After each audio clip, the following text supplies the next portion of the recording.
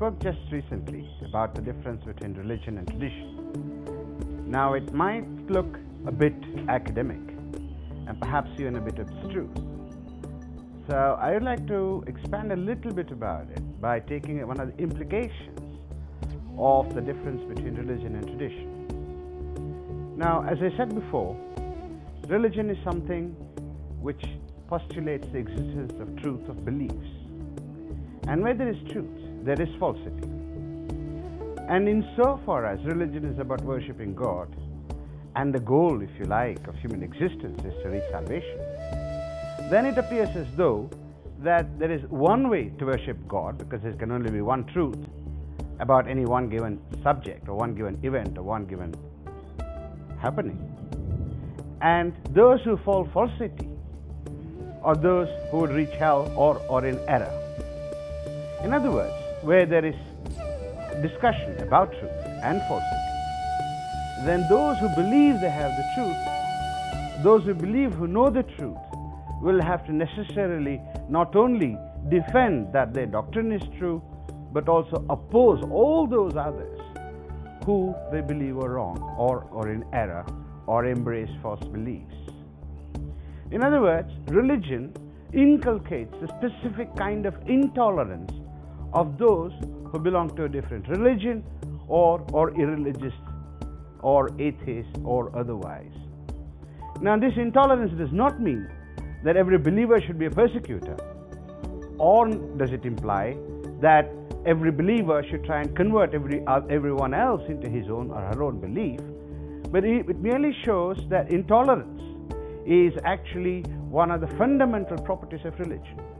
If you look at the history of Western Christianity, history of Islam, history of disputes within Judaism, you'll find the expressions very often of this kind of irreligiosity or intolerance of people who are irreligious or belong to different religions. But when you look at people who have traditions, by contrast, just take an example from any street, any city, any village in India. Your neighbor could be someone who goes to Kali's temple, someone who goes to Rama's temple, someone who goes to Ganesha's temple, and you yourself might be visiting Vishnu's temple. But actually, whose temple you go to, or you might even have friends who go to no temple at all, refuse to participate in festivals, or may call themselves Buddhists. But with respect to their beliefs, you have, if you like, an attitude of indifference. That is to say, tradition inculcates a particular kind of tolerance, again, particular kind because it is an expression of indifference towards difference amongst those who have traditions. And it's not that there has been no persecution in India, but what has been the case, as far as I know the history of India, and I know the history of the West, the history of persecution is fundamentally different in this sense. In the Western countries, in Europe and even in the United States, people have been persecuted because they held different beliefs about God, performed different religious services, and so on and so forth. And this has been systematic. Just think, for example, about the way heretics were followed and liquidated in the first 1,000 years of history of Christianity, or the way Jews were in Europe.